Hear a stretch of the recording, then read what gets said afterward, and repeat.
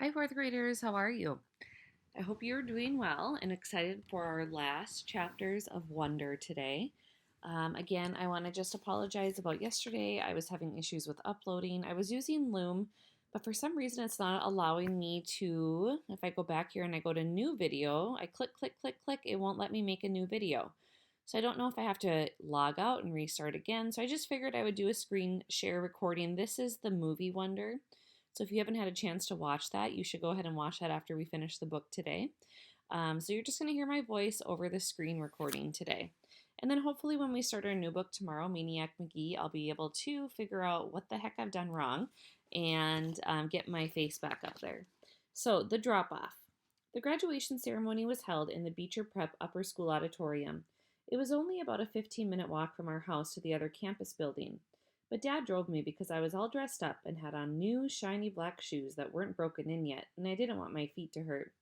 Students were supposed to arrive at the auditorium an hour before the ceremony started, but we got there even earlier, so we sat in the car and waited.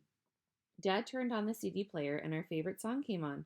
We both smiled and started bobbing our heads to the music.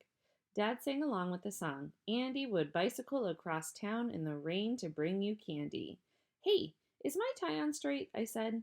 He looked and straightened it a tiny bit as he kept on singing. And John would buy the gown for you to wear to the prom. Does my hair look okay? I said. He smiled and nodded. Perfect, he said. You look great, Augie. Via put some gel in it this morning, I said, pulling down the sun visor and looking in the little mirror. It doesn't look too puffy. No, it's very, very cool, Augie. I don't think you've ever had it this short before, have you? No, I got it cut yesterday. I think it makes me look more grown up, don't you? Definitely. He was smiling, looking at me, and nodding. But I'm the luckiest guy on the Lower East Side 'cause I got wheels and you want to go for a ride. Look at you, Augie, he said, smiling from ear to ear. Look at you. Looking so grown up and spiffy, I can't believe you're graduating from the fifth grade. I know, it's pretty awesome, right? I nodded. It feels like just yesterday that you started. Remember, I still had that Star Wars braid hanging from the back of my head. Oh my gosh, that's right, he said, rubbing his palm over his forehead. You hated that braid, didn't you, Dad? Hate isn't too strong of a word, but I definitely didn't love it. You hated it. Come on, admit it, I teased. No, I didn't hate it, he smiled, shaking his head. But I will admit to hating the astronaut helmet you used to wear. Do you remember? The one Miranda gave me? Of course I remember. I used to wear that thing all the time. Good God, I hated that thing, he laughed, almost more to himself. I was so bummed when it got lost, I said. Oh, it didn't get lost, he answered casually. I threw it out. Wait, what? I said. I honestly didn't think I heard him right. The day is beautiful, and so are you, he was singing. Dad, I said, turning the volume down. What? He said. You threw it out? He finally looked at my face and saw how mad I was. I couldn't believe he was being so matter of fact about the whole thing. I mean, to me, this was a major revelation, and he was acting like it was no big deal. Augie, I couldn't stand seeing that thing cover your face anymore, he said clumsily. Dad, I love that helmet. It meant a lot to me. I was bummed beyond belief when it got lost. Don't you remember? Of course I remember, Augie, he said softly. Oh, Augie, don't be mad. I'm sorry. I just couldn't stand seeing you wear that thing on your head anymore, you know? I didn't think it was good for you. He was trying to look at me in the eye, but I wouldn't look at him.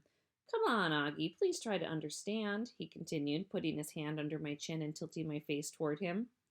You were wearing that helmet all the time, and the real truth is I miss seeing your face, Augie. I know you don't always love it, but you have to understand. I love it. I love this face of yours, Augie, completely and passionately, and it kind of broke my heart that you were always covering it up. He was squinting at me like he really wanted me to understand. Does Mom know? I said. He opened his eyes wide. No way, are you kidding? She would have killed me. She tore the place apart looking for that helmet, Dad, I said. I mean, she spent like a week looking for it in every closet, in the laundry room, everywhere. I know, he said, nodding. That's why she killed me. And then he looked at me, and something about his expression made me start laughing, which made him open his mouth wide like he just realized something. Wait a minute, Augie, he said, pointing his finger at me. You have to promise me that you'll never tell Mommy anything about this. I smiled and rubbed my palms together like I was about to get very greedy. Let's see, I said, stroking my chin. I'll be wanting that new Xbox when it comes out next month. And I'll definitely be wanting my own car in about 6 years. A red Porsche would be nice. And he started laughing. I love it when I'm the one who makes Dad laugh, since he's usually the funny man that gets everyone else laughing. Oh boy, he said, shaking his head. You really have grown up. The part of the song we loved to sing the most started to play, and I turned up the volume. We both started singing. I'm the ugliest guy in the Lower East Side, but I've got wheels and you want to go for a ride. Want to go for a ride? Want to go for a ride? Want to go for a ride? We always sang this last part at the top of our lungs, trying to hold that last note as long as the guy who sang the song, which always made us crack up. While we were laughing, we noticed Jack had arrived and was walking over to our car. I started to get out. Hold on, said Dad. I just want to make sure you've forgiven me, okay? Yes, I forgive you. He looked at me gratefully. Thank you. But don't ever throw anything else of mine out again without telling me. I promise. I opened the door and got out just as Jack reached the car. Hey, Jack, I said. Hey, Augie. Hey, Mr. Pullman, said Jack. How you doing, Jack? Said Dad. See you later, Dad, I said, closing the door. Good luck, guys, Dad called out, rolling down the front window. See you on the other side of 5th grade. We waved as he turned on the ignition and started to pull away, but then I ran over and he stopped the car. I put my head in the window so Jack wouldn't hear what I was saying. Can you guys not kiss me a lot after graduation? I asked quietly. It's kind of embarrassing. I'll try my best. Tell Mom, too. I don't think she'll be able to resist Augie, but I'll pass it along. Bye, dear old Dad, he smiled. Bye, my son, my son. Take your seats, everyone. Jack and I walked right behind a couple of 6th graders into the building and then followed them to the auditorium. Mrs. G was at the entrance handing out programs and telling kids where to go. 5th graders down the aisle to the left, she said. 6th graders go to the right. Everyone come in, good morning. Go to your staging areas. 5th graders to the left, 6th graders to the right. The auditorium was huge inside, big sparkly chandeliers, red velvet walls, rows and rows and rows of cushioned seats leading up to the giant stage. We walked down the wide aisle and followed the signs to the 5th grade staging area, which was in a big room on the left of the stage. Inside were 4 rows of folding chairs facing the front of the room, which is where Mrs. Rubin was standing, waving us in as soon as we walked in the room. Okay, kids, take your seats, she was saying, pointing to the rows of chairs. Don't forget, you're sitting alphabetically. Come on, everybody, take your seats. Not too many kids had arrived yet, though, and the ones who weren't listening to her. Me and Jack were sword fighting with our rolled up programs. Hey, guys! It was Summer walking over to us. She was wearing a light pink dress and I think a little makeup. Wow, Summer, you look awesome, I told her, because she really did. Really? Thanks. You do too, Augie. Yeah, you look okay, Summer, said Jack, kind of matter-of-factly, and for the first time I realized that Jack had a crush on her. This is so exciting, isn't it? Said Summer. Yeah, kinda, I answered, nodding. Oh man, look at this program, said Jack, scratching his forehead. We're going to be here all freaking day. I looked at my program. Headmaster's opening remarks, Dr. Harold Jansen. Middle school director's address, Mr. Lawrence Tushman. Light and Day, middle school choir. 5th grade student commencement address, Xima Chin. And then it just kind of keeps going on and on with what's going to happen. I'm not going to read it all. Why do you think that, I asked? Because Mr. Jansen's speeches go on forever, said Jack. He's even worse than Tushman. My mom said she actually dozed off when he spoke last year, Summer added. What's the awards presentation? I asked. That's where they give medals to the biggest brainiacs, Jack answered. Which would go to Charlotte, and Xima will win everything in the 5th grade, just like Charlotte won everything in the 4th grade and in the 3rd grade. Not in the 2nd grade? I laughed. They didn't give those awards out in the 2nd grade, he answered. Maybe you'll win this year, I joked. Not unless they give awards for the most C's, he laughed. Everybody, take your seats. Miss Rubin started yelling louder now, like she was getting annoyed that nobody was listening. We have a lot to get through, so take your seats. Don't forget you're sitting in alphabetical order. A through G in the 1st row. H through N in the 2nd row. O through Q in the 3rd row. R through Z in the last row. Let's go, people! We should go sit down, said Summer, walking toward the front section. You guys are definitely coming over to my house after this, right? I called out after her. Definitely, she said, taking her seat next to Xima Chin. When did summer get so hot? Jack muttered in my ear. Shut up, dude, I said, laughing as we headed toward the 3rd row. Seriously, when did that happen? He whispered, taking the seat next to me. Mr. Will, Oh, wait. Mr. Will, Mrs. Rubin shouted. Last time I checked, W came before R and Z. Yes? Jack looked at her blankly. Dude, you're in the wrong row, I said. I am? And the face he made as he got up to leave, which was a mixture of looking completely confused and looking like he just played a joke on someone, totally cracked me up. A simple thing. About an hour later, we were all seated in the giant auditorium waiting for Mr. Tushman to give his middle school address. The auditorium was even bigger than I imagined it would be, bigger even than the one at Via School. I looked around and there must have been 1,000,000 people in the audience. Okay, maybe not 1,000,000, but definitely a lot. Thank you, Headmaster Jensen, for those very kind words of introduction, said Mr. Tushman, standing behind the podium on the stage as he talked into the microphone. Welcome, my fellow teachers and members of the faculty. Welcome, parents and grandparents, friends and honored guests, and most especially welcome my 5th and 6th grade students. Welcome to the Beecher Prep Middle School graduation ceremonies. Everyone applauded. Every year, continued Mr. Tushman, reading from his notes with his reading glasses way down on the tip of his nose, I am charged with writing 2 commencement addresses, one for the 5th and 6th grade graduation ceremonies today, and one for the 7th and 8th grade ceremonies that will take place tomorrow. And every year I say to myself, let me cut down on my work and write just one address that I can use for both situations. Seems like this should be a very hard thing to do. Shouldn't be a very hard thing to do, right? And yet every year I still end up with 2 different speeches, no matter what my intentions. And I finally figured out why this year it's not, as you might assume, simply because tomorrow I'll be talking to an older crowd with the middle school experience that is largely behind them, whereas your middle school experience is largely in front of you. No, I think it has to do more with the particular age that you are right now, this particular moment in your lives, that even after 20 years of being around students this age still moves me. Because you're at the cusp, kids. You're at the edge between childhood and everything that comes after. You're in transition. We all gathered here together, Mr. Tushman continued, taking off his glasses and using them to point at all of us in the audience. All your families, friends, and teachers to celebrate not only your achievements of this past year, Beecher middle schoolers, but your endless possibilities. When you reflect on this past year, I want you all to look at where you are now and where you've been.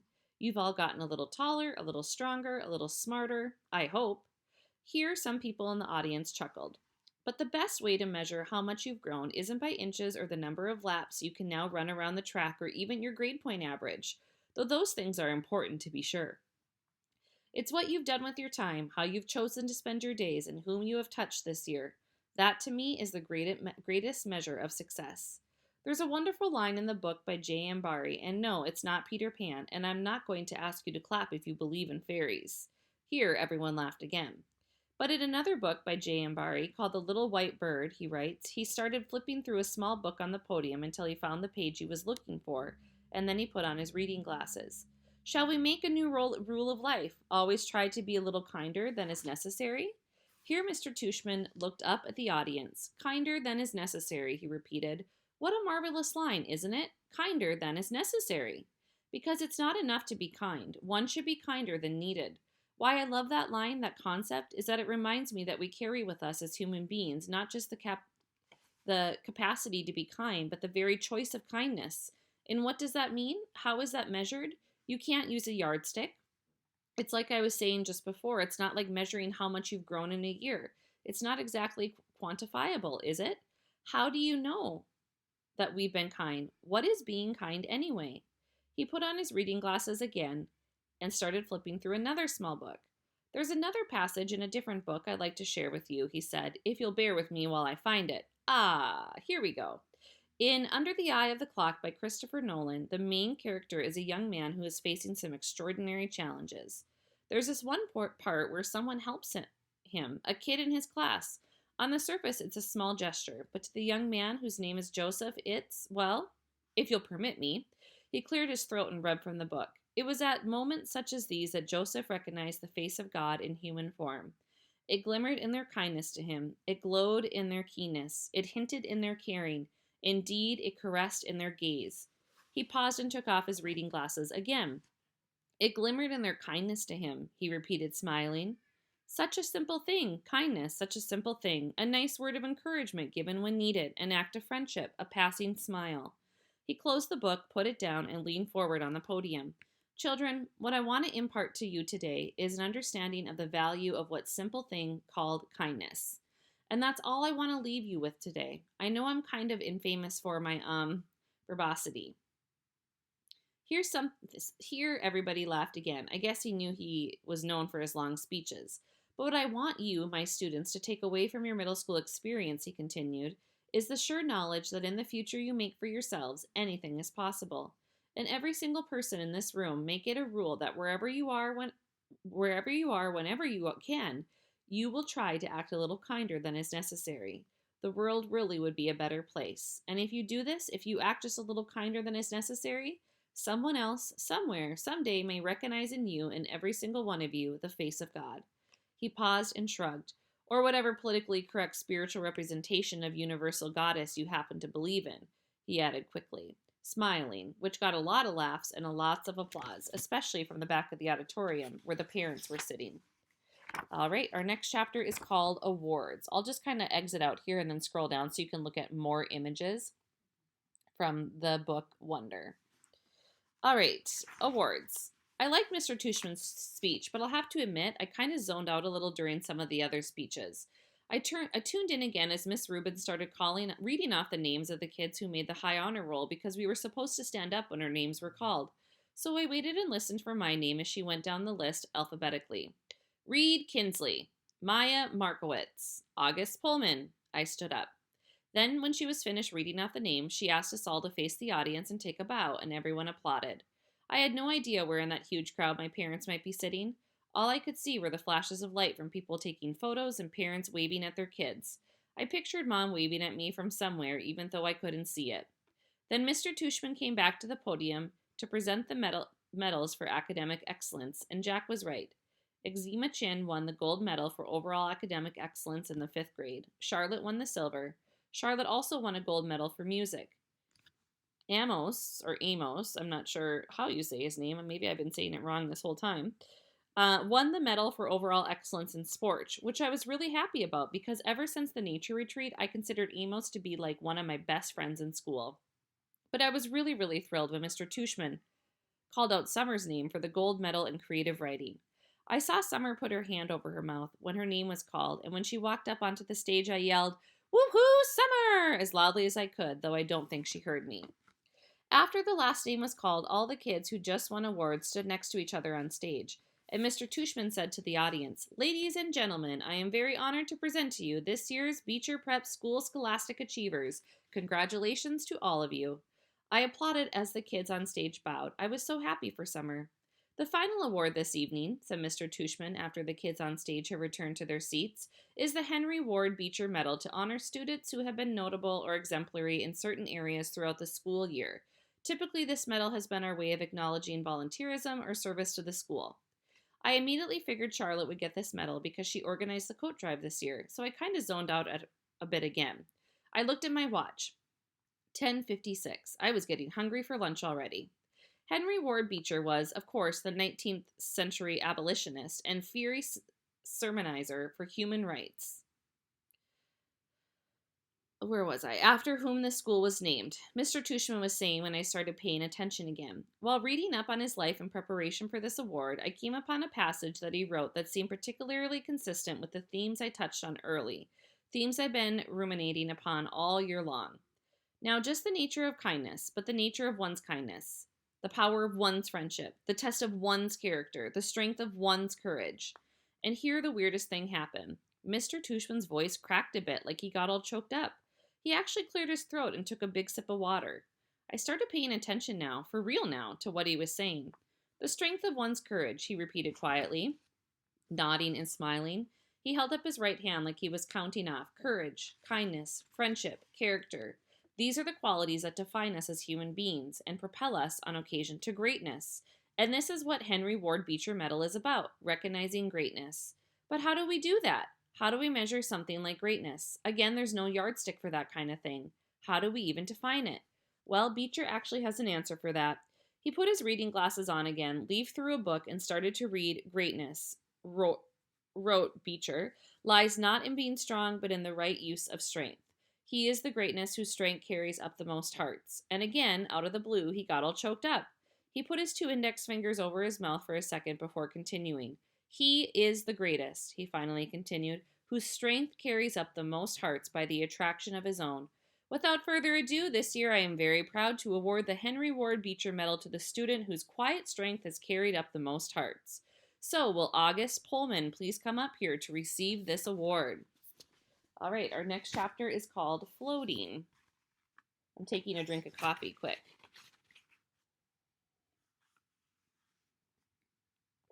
People started applauding before Mr. Tushman's words actually registered in my brain.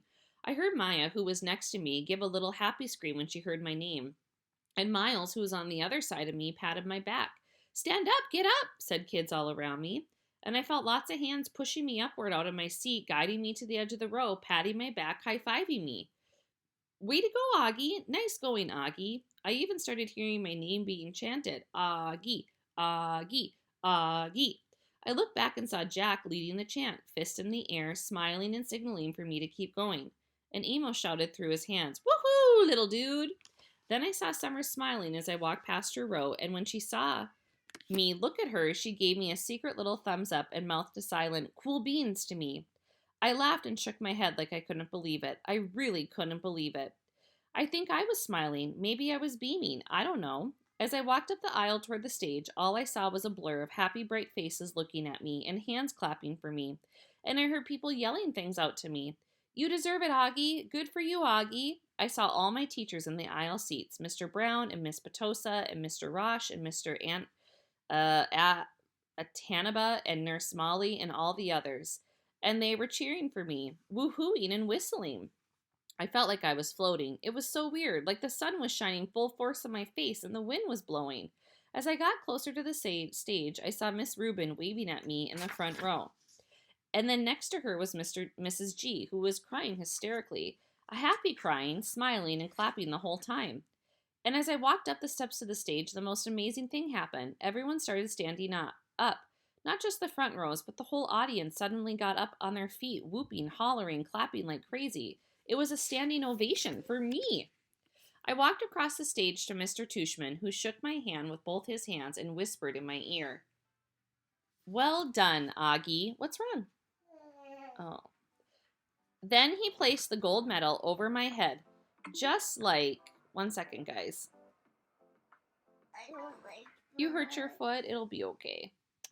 Well done, Augie. Then he placed the gold medal over my head, just like they do in the Olympics, and had me turn to face the audience. I felt like I was watching myself in a movie, almost like I was someone else. It was like that last scene in Star Wars Episode 4, A New Hope, when Luke Skywalker, Han Solo, and Chewbacca are all being applauded for destroying the Death Star. I could almost hear the Star Wars theme music playing in my head as I stood on the stage. I wasn't even sure why I was getting this medal, really. No, that's not true. I knew why. It's like people you see sometimes, and you can't imagine what it would be like to be that person, whether it's somebody in a wheelchair or somebody who can't talk. Only I know that I'm that person to the other people, maybe to every single person in that whole auditorium. To me, though, I'm just me, an ordinary kid. But hey, if they want to give me a medal for being me, that's okay. I'll take it. I didn't destroy a Death Star or anything like that, but I did get through the 5th grade, and that's not easy, even if you're not me. Give you guys some different pictures to look at here. All right, we are moving on. We have a few pages left. Pictures. Afterwards, there was a reception for the 5th and 6th graders under a huge white tent in the back of the school. All the kids found their parents, and I didn't mind at all when Mom and Dad hugged me like crazy, or when Via wrapped her arms around me and swung me left and right about 20 times. Oh, I'm getting summoned by my daughter here. Hold on. I will be right back, guys. Would you please just go ahead and take a look at the photos? I'll be right back.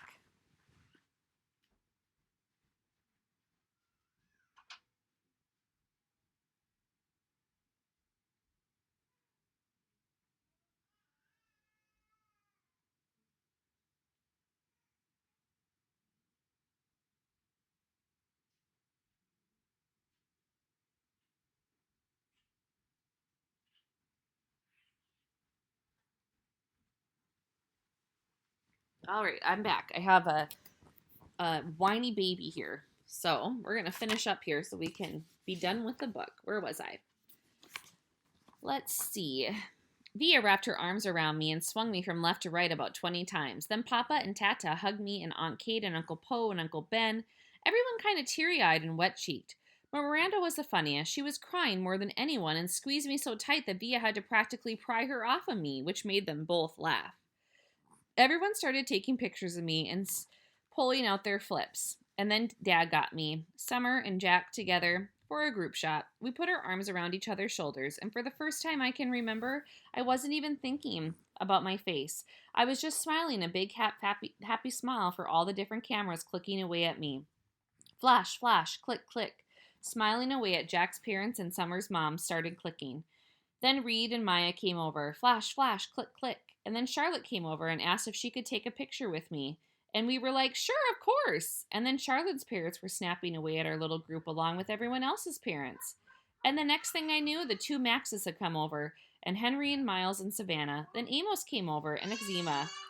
And we were all in this big, tight huddle as parents clicked away like we were on the red carpet somewhere.